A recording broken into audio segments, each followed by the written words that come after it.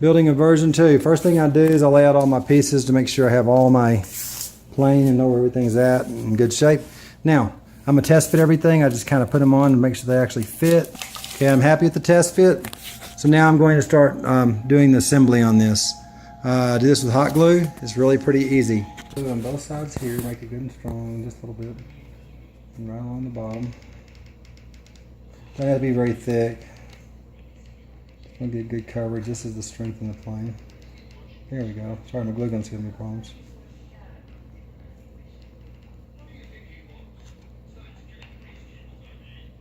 Okay.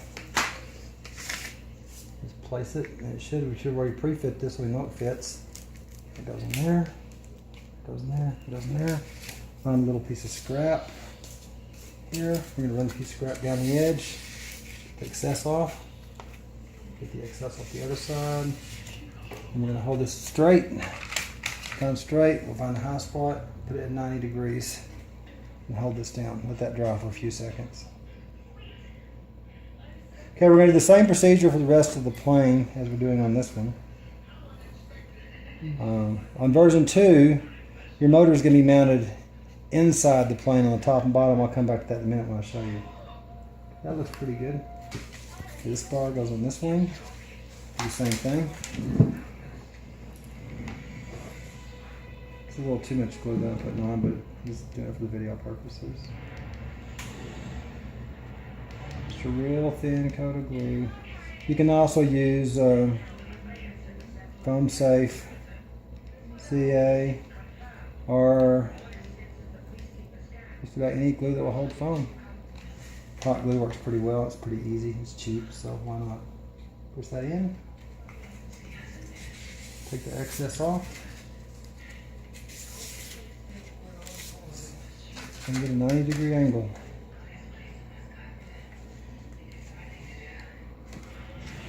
Because of the extra pressure on the tail, I just glued the tail in. What I like to do is run one bead of glue along each side of the tail. Go ahead and wipe off the excess, but run the extra bead down the tail, which makes the tail just a little more rigid because there's a little more stress on the tail than flying. And use your favorite CD or whatever you have, and let that set. You're looking at using this for a 90-degree angle. Make sure your tail is nice and vertical. After you're happy with your tail being vertical and you feel like it's set, so you don't want a gap like this, and you don't want a gap like that. You want it square. You want to use this for a square. And there we go. Take that out. The plane now is mostly ready. Here is where your elevon servos are going to mount. Here and here. We'll cover these with a little piece of masking tape and just go over it with a black marker to hide it. And are you filming? Okay. Okay. The elevons will go in like this. This is version 1. This is version 2 that we're working on. Let me show you some of the subtle differences now in version 1 and version 2. Okay. It's a little thicker in the neck to reinforce it a little bit more. The entire nose is shaped slightly different. There's a little more area in this front fin. So we're adding a little more total wing area to it. The motor currently is mounted on top. This motor is now going to set down in this hole. The mount's going to use these 4 surfaces, and the tripod's going to go away.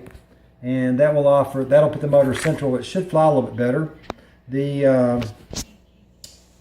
Need to put the ailerons with the rotors in, but that's pretty much it. The center of gravity on this plane is the leading edge, just about a 1/4 inch. It's going to be a 1/2 inch to a 1/4 to a 1/2 inch in front of this one. It's where the CG should be. So approximately right there will be the CG as we start building it. So with that being said, I'll continue on. We'll start some more video when we get further down the road with this plane. Thank you. This is already scored, so just break the wing around. It'll kind of crack and popple, but bring it all the way around. Now, after you get it broken around, the next thing you're going to do is we're going to put tape on here. Use a really good quality tape. And what I do, I put about a 1/4 inch past the edge and about a 1/4 inch over the top edge. Just about a 1/4 inch all the way down. Try to keep the wrinkles out as much as you can. 1/4 inch. Rub it in nice and tight. Get rid of some of the excess. We'll leave part of it on here to get rid of part of the excess. Let's get some of it out. Now, Get this part down here, a little bit excess down here out, cut out too. There we go. Now, what I want to do, I don't want to stick this yet, so get this loose. I want to bring the wing so it's just about that angle. And I'm going to fold this over. And I'm going to work this down so we have a nice clean seam. Then I'm going to work this edge in tight, really tight. Take your fingernail, credit card, whatever you got, and work that in. Then work this edge in really tight as well. So I'm working this one in as well, nice and tight. Okay, now here's the trick to making it nice. You want a really good hinged wing so there's not a lot of slack in your wing, so it flies really nice. You want to bring this up just a little bit and work this into the groove as it comes down, so it's in the groove. Work it in some more. Take your finger, keep the top worked off, and roll it over so it's rolling into the groove. Roll it into the groove as deep as you can. I'm using just a piece of foam. Smash down a corner piece of foam to get a good edge. Yeah, rub it in like that. Then I rub it down. I just keep rubbing it until I get it all this little wrinkle right there. I take it and I work these little wrinkles out like this. Okay, now after I get it all the way in, I'm going to take this and I'm going to trim the excess off. Close to the wing as I can. This one's okay. The hinges are now working some more. Stretch the hinge a little bit, and now we have a very nice, no slack, no flop around hinge. These hinges are really nice. Okay. And that's how you do the hinges. Okay, after a little bit of work, this is the ready to fly version. You can kind of see now how it looks like compared to the size of the other one. I stripped the electronics off to move to this plane. So this is the ready to fly version. Did it a little differently because it doesn't weigh anything anyway. I mounted the electronics all on the bottom. The battery's probably going to be about right there. If not, I'll move it back if I need to. We'll see how that goes. Currently, we're ready to fly full thing. There's the CGs. It looks just about right.